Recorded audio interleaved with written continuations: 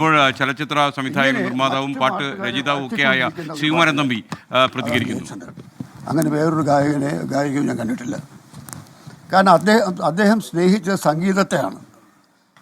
സംഗീതത്തെ സ്നേഹിച്ചു.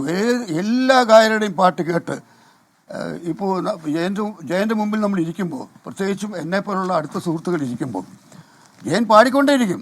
മഹേന്ദ്ര കപൂറിൻ്റെ ഒരു പാട്ട്, റഫിയുടെ ഒരു പാട്ട്, അവർ തമ്മിലുള്ള പാട്ടിൻ്റെ വ്യത്യാസം എന്താണ്, മുകേഷിൻ്റെ പാട്ട്, ഇങ്ങനെ തെലുങ്കിലുള്ള ഗായകർ, കന്നഡ ഗായകർ, എല്ലാവരെ കുറിച്ചും അറിയാം.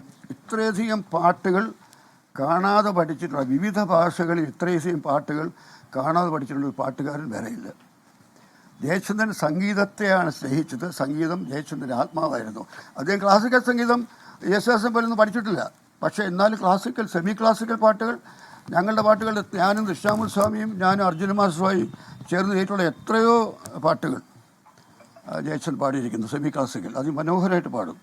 പിന്നെ ഭാവം എന്ന് പറയുന്ന പാട്ടിലെ ഭാവം ജയചന്ദ്രൻ്റെ പ്രത്യേകതയായിരുന്നു. അത് ഓരോ വാക്കിനും കൊടുക്കുന്ന സ്ട്രെസ്സ്, ചില പദങ്ങൾക്ക് കൊടുക്കുന്ന സ്ട്രെസ്സ്, അതെല്ലാം ജയചന്ദ്രനെ വ്യത്യസ്തനാക്കുന്നു, ഒരു ഗായകൻ നിലയിൽ വ്യത്യസ്തനാക്കുന്നു. എൻ്റെ ബന്ധം എന്ന് പറഞ്ഞാൽ ഞങ്ങൾ സഹോദരന്മാരെ പോലെയായിരുന്നു. 1966 ഞങ്ങൾ രണ്ടിനും സിനിമയിൽ വരുന്നത്. എന്നേക്കാൾ 4 ദിവസം ഇളയതാണ് ജയചന്ദ്രൻ. എനിക്ക് 84 ജയചന്ദ്രൻ 80 ആയിട്ടുണ്ട്. അപ്പോൾ ഒരു വർഷം 1966 ഞാൻ കാട്ടുമല്ലിക്ക് പാട്ടെഴുതി, എൻ്റെ പാട്ടുകൾ പുറത്തു വന്നു.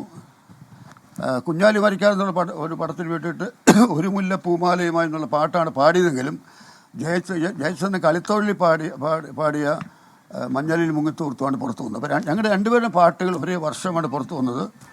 66 മുതൽ 58 വർഷം നീണ്ടുനിന്ന ഒരു സൗഹൃദം എന്ന് പറയാൻ ഒക്കില്ല, സാഹോദര്യമായിരുന്നു ഞങ്ങളുടേത്. ഞാൻ ആകെ തകർന്നിരിക്കുകയാണ്. സത്യം പറഞ്ഞാൽ എനിക്ക് നിങ്ങളോട് സംസാരിക്കുമ്പോൾ ഒരു അടുക്കടുക്കായി പറയാൻ കഴിയില്ല.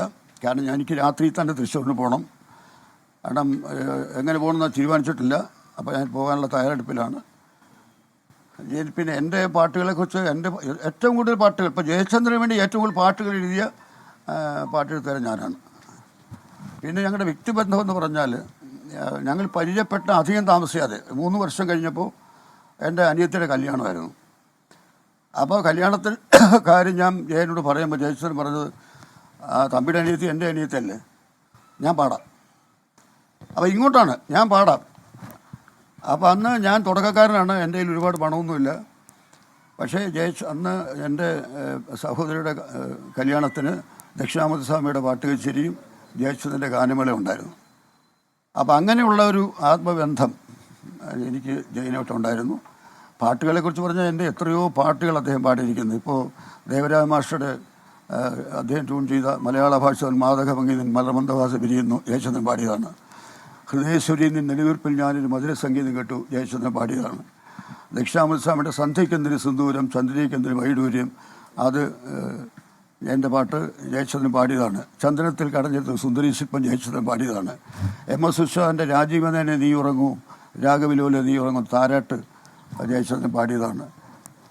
അങ്ങനെ മലയാള ഈ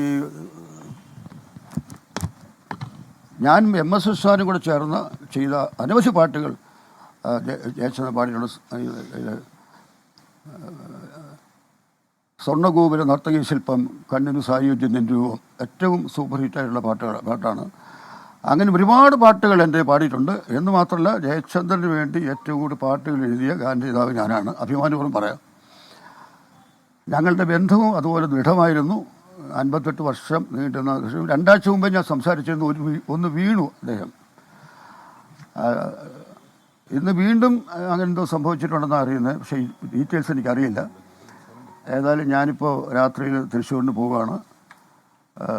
ജയൻ്റെ വളരെ എനിക്ക് കുറ്റബോധം തോന്നുന്നു. കാരണം വെച്ചാൽ എന്നേക്കാൾ 4 വയസ്സിന് പ്രായക്കുറവുള്ള എൻ്റെ അനിയൻ മരിക്കുന്നു, ഞാൻ ജീവിച്ചിരിക്കുന്നു.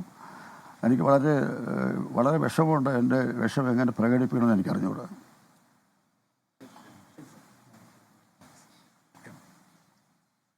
ഇതിനെക്കൊണ്ട് സത്യം കൂടുതൽ പറയാൻ എനിക്ക് വയ്യ, പറയാനുള്ള മാനസികാവസ്ഥയില്ല.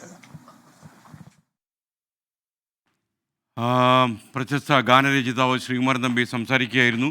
എനിക്ക് തോന്നുന്നു ഒരു കാലത്ത് എം.എസ്. വിശ്വനാഥനുമായി ചേർന്നൊരു സംഘം ഉണ്ടാക്കി ശ്രീകുമാരൻ തമ്പി പാട്ടെഴുതുമ്പോഴും പി ഭാസ്കരൻ മാഷുമായി ചേർന്ന് ശ്രീകുമാരൻ തമ്പി പാട്ടെഴുതുമ്പോഴും ഒക്കെ തന്നെ അവരുടെ ഏറ്റവും പ്രിയപ്പെട്ട ഗായകൻ രണ്ട് പാട്ടുകാരെ ഉള്ളായിരുന്നു. ഒന്ന് ഒരുപക്ഷെ ദാസേട്ടനും ഒന്ന് പി ജയചന്ദ്രനും. ഒന്ന് ജയചന്ദ്രൻ ഒരുപാട് പടങ്ങളിൽ പ്രിഫർ ചെയ്തിട്ടുള്ള ഒരാളായിരുന്നു ശ്രീകുമാരൻ തമ്പി. ചിലപ്പോൾ ഒരുപക്ഷെ അദ്ദേഹം പറയുന്നത് ശരിയായിരിക്കാം. അത് ശ്രീകുമാരൻ തമ്പി പാടിയ ഏറ്റവും കൂടുതൽ പാട്ടുകൾ ലങ്കാതകരം പോലെ അദ്ദേഹം പറയാത്ത എത്രയോ ചിത്രങ്ങളുണ്ട് അദ്ദേഹത്തിൻ്റെ പാട്ടുകളുള്ളത്. അപ്പം അന്നത്തെ ഏറ്റവും അന്ന് വയലാർ രാമവർമ്മയൊക്കെ കത്തി നിൽക്കുന്ന ഒരു കാലത്ത് തന്നെയാണ് ശ്രീകുമാരൻ തമ്പി മലയാള സിനിമയിൽ ഒരുപാട് പാട്ടുകൾ എഴുതി നിറഞ്ഞു നിന്നത്. ആ കാലത്ത് ഒരുപാട് വയലാർ ദേവരാജൻ എന്ന് പറയുന്ന ടീം വളരെ ശക്തിയോടെ നിൽക്കുന്ന ഒരു കാലത്താണ് ഏതാണ്ട് അർജുനൻ മാഷും ശ്രീകുമാരൻ തമ്പിയും പ്രവർത്തിക്കുന്നത്. ഈ കൂട്ടുകെട്ടിലും കുറേ അധികം പാട്ടുകൾ ഒരു പി ജയചന്ദ്രന് പാടാൻ അവസരം കിട്ടി. ഒരുപക്ഷെ ഈ മഹാഗായകൻ നമ്മളെ വിട്ടുപോകുന്ന സമയത്ത് അദ്ദേഹത്തിൻ്റെ എണ്ണമല്ലാത്ത 16,000-ഓളം പാട്ടുകളൊക്കെ ഒരു ജീവിതത്തിൽ പാടി വെച്ചു എന്ന് പറഞ്ഞതും പാടിവെക്കുന്ന ഭാവസുന്ദരമായ മനസ്സിനെ ഏൽപ്പിക്കാൻ കഴിയുന്ന രീതിയിൽ പാടിവെക്കുക എന്ന് പറയുന്ന ഒരു വല്ലാത്ത നേട്ടമായി തന്നെ നമുക്ക് കാണാൻ കഴിയും. എത്ര കാലം കഴിഞ്ഞാലും പി ജയചന്ദ്രൻ പാടിയ പാട്ടുകൾ ഒരു ആലാപന സുഗന്ധം എന്ന നിലയിൽ അതിങ്ങനെ സുഗന്ധം പരത്തിക്കൊണ്ടേയിരിക്കുമെന്നാണ് എനിക്ക് തോന്നുന്നത്.